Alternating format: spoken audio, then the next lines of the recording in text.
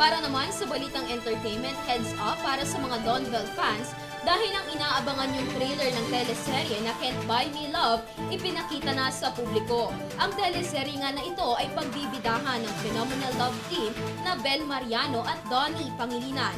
Ang good news na balita para sa mga Donbell fans ay hatid sa inyo ni Christy Rivera.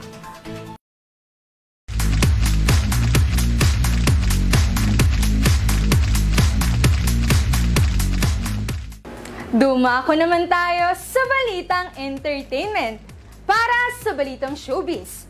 Kilig, saya, excitement at halo-halong emosyon ang naramdaman ng mga Donbell fans matapos mapanood ang buong trailer ng teleseryeng Can't Buy Me Love nitong Lunes lamang.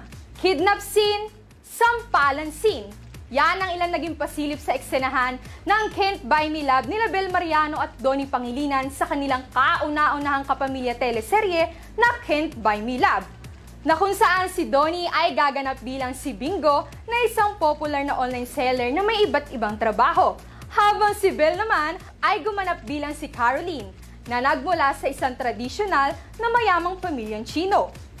Sa 2 minuto ng trailer, may mga hindi nakilalang mga lalaki ang nagtangkang kidnapin si Caroline at halos siyang malunod. Ngunit nailigtas siya ni Bingo. Ang mga artistang kabilang sa teleserye ay sina Rufa Gutierrez, Maris Racal, Karina Bautista at Joao Constancia at marami pang iba. Samantala, mapapanood naman ang naturang teleserye sa iba't ibang platform. At yan ang balitang entertainment. Ako si Christy Rivera